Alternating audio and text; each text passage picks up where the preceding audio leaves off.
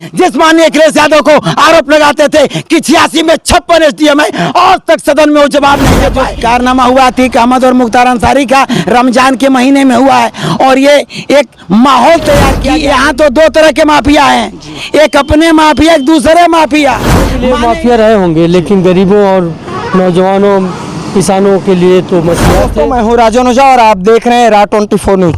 मेरी मौजूदगी इस समय जनपद गाजीपुर के मोहम्मदाबाद में है और हम आपको बता दें आज यहाँ पर पूर्व मुख्यमंत्री और सपा अध्यक्ष अखिलेश यादव जी आए हुए थे। स्वर्गीय मुख्तार अंसारी के घर पर शोक संवेदना व्यक्त करने के लिए तमाम उनके पार्टी के कार्यकर्ता और गणमान्य लोग हमारे साथ भी मौजूद हैं।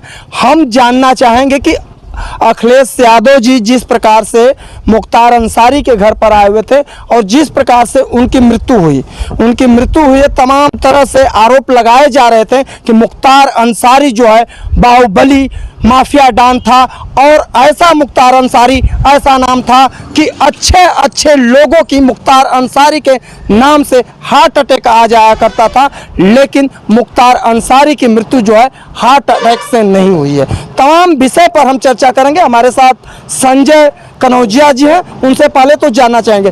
संजय जी, आपका पहले RA24 न्यूज में स्वागत है। धन्यवाद आपको। जिस प्रकार से आपके यहाँ पर राष्ट्रीय अध्यक्ष जी आए हुए थे, अखिलेश जी क्या कहेंगे? बहुत ही ज़रूरी था, क्योंकि हम लोगों के राष्ट्रीय नेता हैं और जिसके घर आए थे वो समाजवादी पार्टी के कद्दावर नेता हैं माननीय अफजाल अंसारी, जो उनके भाई मुख्तार अंसारी जिनकी डेथ हो गई थी, जिसमें आप लोगों ने भी देखा होगा कि अगर वो माफियाओं के लिए माफिया रहे होंगे, लेकिन गरीबों और नौजवानों किसानों के लिए तो मसीहा थे। क्योंकि आपने भी देखा होगा कि उनके मैयत में कितनी ज़्यादा लाखों की भीड़ कोई माफिया में नहीं जुटती है इस तरह से, जिसमें प्रशासन के भी हाथ पांव फूल गए थे कि इतने लोग क्यों आए हैं। तो इसलिए वो सब जुमलेबाजों की वो बातें हैं, वो हम लोग जुमलेबाज की भाषा नहीं जानते हैं, न उसमें बहुत बोलना चाहते हैं। बस ये उनके माननीय अफजाल अंसारी के भाई जो मुख्तार अंसारी जी मरे हैं, उनको हम लोग शोक संवेदना व्यक्त किए। माननीय राष्ट्रीय अध्यक्ष जी भी आए थे, हम लोग भी उनके साथ आए थे और उनके परिवार को ढाढ़स भी दिया गया कि आपके साथ हम लोग कंधे से कंधा मिलाकर हैं। यही सब सारी बातें उन्होंने लगभग आधा घंटा अंदर बातचीत भी की। उनके पुराना इतिहास को भी उन लोगों ने बताया कि हमारे नाना उस्मान, ब्रिगेडियर उस्मान थे जो इस देश के लड़ाई में सबसे ज़्यादा योगदान दिए थे। हमारे उनके दादा डॉक्टर मुख्तार थे जो सन 1931 में 1931 में प्रेसिडेंट थे, जो कांग्रेस के तमाम योद्धा देश के लिए इनके परिवार के पूर्वजों ने तमाम योगदान दिया है, जिसे अगर कोई आतंकवादी या माफिया कहे तो हम लोग उस बात को नहीं मानते हैं, क्योंकि इनका बहुत ही योगदान रहा है देश के प्रति, आज भी है। जी संजय जी, जिस प्रकार से आरोप लग रहा है और लोग कह रहे हैं कि हार्ट अटैक हुआ, यहीं पर उनके लड़के जो हैं और खुद ही सांसद अफजाल अंसारी ने खुद ही कहा था कि मेरे भाई को जिस दिन पहली बार टेलीग्राम आया था तो हम लोग खुद ही समझ चुके थे कि हमारे भाई अब इस दुनिया में नहीं है। आखिर ऐसा क्यों इस तरह? वो जो कह रहे थे वो सच्चाई है कि 25 तारीख को जब इनके यहाँ टेलीग्राम आया थाने से, माननीय अफजाल जी ने बताया कि जब हमें टेलीग्राम आया तो हम लोग यहाँ से गए। उन्होंने फ़ोन में टेलीग्राम आया कि आपके भाई की बहुत ही सीरियस हालत है, जो ICU में एडमिट हैं। और यहाँ से ये लोग जब पहुँचे हैं वहाँ पे, मात्र 14 घंटे के बाद पता चला कि इनको जो है वो ठीक हो गए और उनको जो है जेल शिफ्ट कर दिया गया। ऐसा कभी आपके साथ हुआ होगा, देखे होंगे कि आपके भाई या आपका कोई ICU में बहुत सीरियस हालत में हो और उसको तत्काल 12 घंटे में एकदम फिट मान दिया जाएगा, उसको निकाला जाता है, प्राइवेट में रखा जाता है, जनरल वार्ड में रखा जाता है, 1-2 दिन के बाद तब छोड़ा जाता है। ऐसी कौन सी इतनी सरकार को जल्दी थी कि 12-14 घंटा भी नहीं अस्पताल में हुआ और उनको फिट दिखा दिया गया। उसके 12 घंटे पहले बहुत सीरियस बताया जा रहा है, ICU में भर्ती किया जा रहा है और 12 घंटे बाद छोड़, कहीं ना कहीं दाल में काला है, कहीं ना कहीं दाल में काला। संजय जी और आपसे जानकारी लेना चाहेंगे।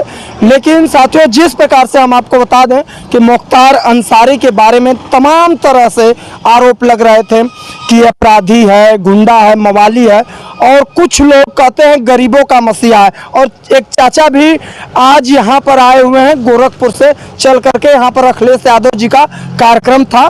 चाचा से हम जानकारी लेना चाहेंगे। चाचा, क्या नाम आपका पड़ेगा? संजय यादव नाम है, मैं गोरखपुर से हूँ। अच्छा, जिस प्रकार से लोग कहते हैं कि मुख्तार अंसारी माफिया था, क्या कहेंगे उन लोगों को? देखिए, आप अच्छी तरह जान लीजिए, आज तो अखिलेश जी आए थे और शोक संवेदना व्यक्त की, हम सब लोग श्रद्धांजलि में शामिल हुए और पूरे गाजीपुर की जनता यहाँ श्रद्धांजलि देने आज भी आई थी जब अखिलेश जी आए थे। तो आप अच्छी तरह जानते हैं कि जो इस प्रदेश के मुखिया हैं वो खुद उनके ऊपर मुकदमे थे और वो मुकदमा वापस लिए हैं। आपको अच्छी तरह मालूम होगा कि जब वो सांसद थे तो एक बार सदन में रोने का काम किए थे, भोकर भोकर के रो रहे थे। और वो मुख्तार अंसारी जैसे परिवार को, जिस परिवार में उनके नाना, आप सब लोग जानते हैं, पूरा देश जानता है कि उनके नाना ब्रिगेडियर थे और देश की आज़ादी की पहली लड़ाई में वो शहीद हुए और महावीर चक्र प्रदान किया गया उनको। उनके दादाजी डॉक्टर थे, मोहम्मद मुख्तार अहमद अंसारी। और देश आज़ाद हुआ तो जिन्ना ने कहा था कि आप अपने देश को छोड़ के मेरे देश में आइए और यहाँ का जनरल बनिए। तो उन्होंने वो एक्सेप्ट नहीं किया और कहा कि मैं भारत माँ के लिए शहीद हो जाऊंगा लेकिन अपने देश में रहूंगा। वैसे परिवार को यदि यहाँ का कोई भी आदमी कहता है कि वो माफिया थे तो मैं नहीं मानता और पूरे पूर्वांचल की जनता इस बात को मानने को तैयार नहीं है। आप अच्छी तरह जानते हैं कि जिस दिन मुख्तार अंसारी जी का देहांत हुआ था उस दिन कितनी भीड़ थी, लाखों की भीड़ थी। और वो भीड़ इस बात की मिसाल है, वो इस बात को बता रही है कि मुख्तार अंसारी जी का चरित्र क्या था, मुख्तार अंसारी जी के कारनामे क्या थे। यदि उनका जनता में प्यार और मोहब्बत था तभी जनता आई थी। किसी के मरने पे इतनी भीड़ मैंने अब तक की उम्र में नहीं देखी है जो उस दिन देखा था। इसलिए मैं कहना चाहता हूं कि माननीय मुख्तार अंसारी जी गरीबों के मसीहा थे और इस प्रदेश के मुख्यमंत्री या इस प्रदेश के जो भी लोग कहते हैं कि माफिया थे, तो जरा आप बताइए कि यहाँ तो दो तरह के माफिया हैं, एक अपने माफिया, एक दूसरे माफिया। माने यहीं बनास के बगल में सीट है और बनास में एक किसी माफिया के बीवी को क्या बनाया गया है, तो एमएलसी बनाया गया है। अपने और परायों की बात हो रही है, हिंदू मुसलमान लड़ाने की बात हो रही है, या हिंदू मुसलमान या जो कारनामा हुआ अतीक अहमद और मुख्तार अंसारी का रमजान के महीने में हुआ है और ये एक माहौल तैयार किया गया कि हिंदू मुस्लिम हो जाए। लेकिन आप अच्छी तरह जानते हैं कि पूरे पूर्वांचल में कहीं हिंदू मुस्लिम नहीं हो रहा है, इसलिए सरकार फेल है। ये सरकार बदनाम करना चाहती है दूसरे को और अपने को आबाद करना चाहती है। ये बताइए, पूरा देश कहता है, पूरी टीवी कहती है, पूरा मीडिया कहता है, पूरे लोग कहते हैं कि वे लोग जो स्वजातीय अपराधी हैं वो तो माननीय हैं और जो विजातीय अपराधी हैं वो अपराधी हैं, वो माफिया हैं। तो अपने माफिया को माननीय बना रहे हैं। माननीय बनाने का काम उनकी पत्नी को बना है कि नहीं एमएलसी, जो मोदी जी की बनारस की सीट है उस सीट पे माननीय बना रहे हैं और दूसरे लोगों को माफिया कह रहे हैं। और जनता जवाब दे रही है, जनता बता रही है कि वो माफिया नहीं, माननीय थे। वो सामंतों के खिलाफ लड़ते थे, वो देश की आजादी के लिए लड़े, उनके वंशज, और उन्हीं पद चिन्हों पे चल गए।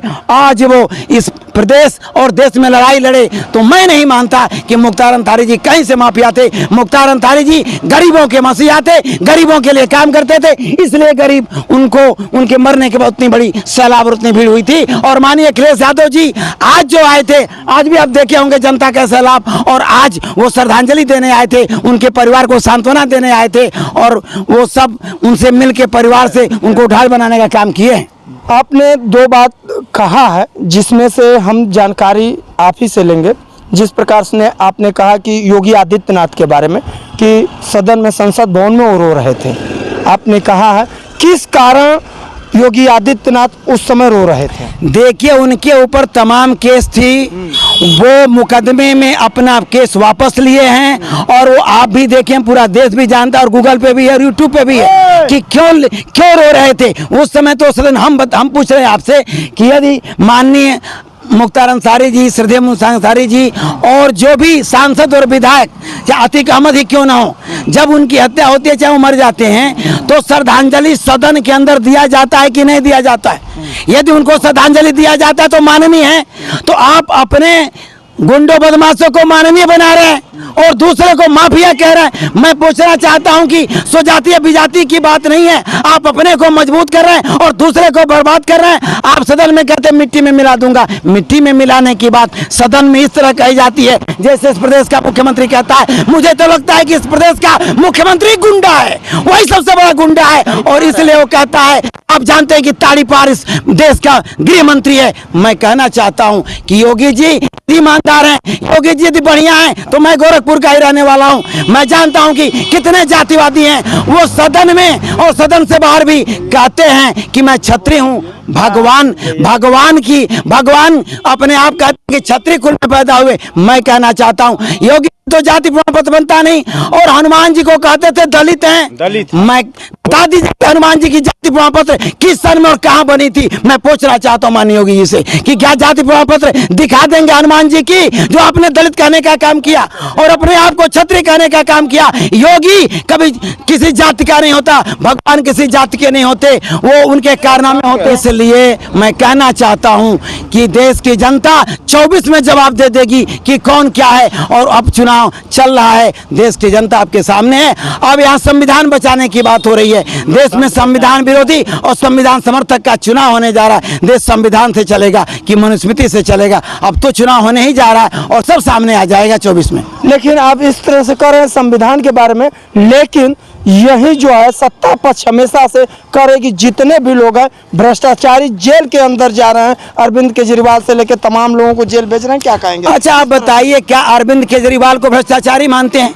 और महाराष्ट्र के मुख्यमंत्री को जो इन्होंने जो दूसरे लोग भ्रष्टाचारी है, जो चक्की पेसिंग इनके दल में जाइए तो वॉशिंग मशीन में साफ हो जा रहे हैं। जितने लोग भ्रष्टाचारी हैं वो भारतीय जनता पार्टी में कलेक्ट हो चुके, इकट्ठा हो चुके हैं। और जो दूसरे दलों में लोग हैं, जो विपक्ष में लोग हैं, वो भ्रष्टाचारी हैं और जो भारतीय जनता पार्टी में वो सदाचारी है। मैं तो वही बात कह रहा हूं कि दूसरे को माफिया हैं और अपने माननीय हैं, तो वही चीज है। यदि आप भ्रष्टाचारी हैं और भारतीय जनता पार्टी ज्वाइन कर लीजिए, आप सदाचारी हो जाएंगे। वही बात है, वही बात हो रही है। अच्छा मार दिए, सीधी बात यही हो रही है। जैसे आपके सामने तो दिख रहा है, हम देश में नेताओं की गिना दें, आपको अरविंद केजरीवाल को कह रहे हैं। अरविंद केजरीवाल ने शिक्षा और चिकित्सा पे काम किया है। इन्होंने शिक्षा चिकित्सा महंगी कर दी और राशन फ्री कर दी। हम बताइए हमारे बच्चे को, ये लोग कह रहे हैं कि देश एक चुनाव। मैं कह रहा हूं एक देश एक शिक्षा, एक पाठ्यक्रम। उस जमाने में एकलव्य का अंगूठा दबाने का काम किसने किया था? आज मैं कहता हूं देश की जितनी यूनिवर्सिटियां हैं, चाहे वो जेएनयू हो, चाहे गोरखपुर विश्वविद्यालय हो, चाहे बीएचयू हो, वहां के कुलपति का नाम पूछिए, सारे लिस्टों को देखिए कि कौन लोग कुलपति बनाए गए। क्या कोई दलित का बेटा, कोई बैकवर्ड का बेटा बनाया गया? जितने राज्यपाल हैं, जितने जजेज हैं सुप्रीम कोर्ट और हाई कोर्ट में, आज ही बता दी कितने लोग जज हैं। ये लोग जातिवाद करते हैं, ये लोग वंशवाद करते हैं और ये लोग परिवारवाद करते हैं और दूसरे लोगों पे जातिवाद, वंशवाद और परिवारवाद का आरोप लगाते हैं। इसलिए मैं कहना चाहता हूं कि बहुत कुछ कहने की जरूरत नहीं है। जरूरत बात की है कि आने वाले जमाने में, आने वाली 24 तारीख, आने वाले 24 में इस देश की जनता जाग चुकी है और इस देश की जनता पीडीए के फॉर्मूले पे इस देश की जनता जवाब दे देगी। और मैं तो गोरखपुर का रहने वाला हूं, मैं यहाँ देख रहा हूं नदी के इस पार जितने भी जिले हैं, चाहे वो बलिया हो, चाहे वो गाजीपुर हो, चाहे वो घोसी हो, चाहे वो सलेमपुर हो, सारी की सारी सीटें इस कारनामे से चुनाव जीतने जा रही है समाजवादी पार्टी और सारे गठबंधन के लोग। आपको मैं बता दूं, यहीं एक जमाना था कि बीपी सिंह इस देश के प्रधानमंत्री हुए थे और हम लोग नारा लगाते थे कि राजा नहीं फकीर है, भारत की तकदीर है। जब उसमें तीन मंडल कमीशन की रिपोर्ट लागू कर दी तो मैं अपने मुंह से नहीं कहना चाहता कि बीपी सिंह को इन लोगों ने क्या कहा था। अब तो ये लोग नारा लगा रहे हैं कि अरे सुन लीजिए कि मोदी की खैर नहीं, योगी से बैर नहीं। वो कौन लोग हैं? कहाँ गया हिंदू का नारा? हिंदू का नारा देते हैं और जाति में बांटते हैं। जब चुनाव रहता है तो खाली हिंदू करते हैं और चुनाव के बाद जात की बात करते हैं। मैं पूछना चाहता हूं, जितने 80 जिले हैं, 80 जिले के डीएम बता दीजिए, 80 जिले के थानेदार बता दीजिए, 80 जिले के डीएसपी बता दीजिए। सारे पदों पे एक ही जात और स्वजातीय लोग बैठे हुए हैं। जिस माननीय अखिलेश यादव को आरोप लगाते थे कि 86 में 56 एसडीएम है, आज तक सदन में वो जवाब नहीं दे पाए कि कितने यादव एसडीएम थे। हमको जातिवादी कहते हो और जातिवादी खुद हो। इसलिए इस देश की जनता 24 में निर्णय ले चुकी है। जागो, उठो और संघर्ष करो। परिवर्तन संसार का नियम है। 10 साल हो गया, 10 साल में शिक्षा, बेरोजगारी, भ्रष्टाचार, शिक्षा के सवाल पे कोई बात नहीं। ये सिर्फ इस मुद्दे को मोड़ने का काम करते हैं। और मैं बार बार कहूंगा कि योगी जी ईमानदार हैं तो जितने लिस्टों में जिनके ऊपर 100 मुकदमे हैं, जिनके ऊपर 51 मुकदमे हैं, जितने 53 मुकदमे हैं, उन मुकदमों वालों को माननीय बनाएंगे और स्वजातीय विजातीय की बात करेंगे। जो विजातीय लोग हैं वो अपराधी हैं, जो स्वजातीय लोग हैं वो माननीय हैं। मैं पूछना चाहता हूं योगी जी, क्या ये सही हो रहा है? योगी जी गुंडाई कर रहे हैं और देश की जनता उनकी गुंडाई का जवाब दे देगी। चलिए ठीक है, आपने बहुत सारी बातें कह दिया, लेकिन चचा आप ही के नेता आज यहाँ पर आए हुए थे, अखिलेश यादव जी। उन्होंने अपने पिताजी से इन्हीं मुख्तार अंसारी के बारे में बगावत कर लिया था, कहा था कि उनको पार्टी में क्यों शामिल कर रहे हैं। इसके बारे में देखिए, अखिलेश जी कभी ना बगावत किए थे ना बगावत किए हैं। आप बता दीजिए कि हमदर्दी नहीं होती श्रद्धेय मुख्तार अंसारी जी से तो आज क्यों आते? इसलिए कोई बगावत नहीं थी।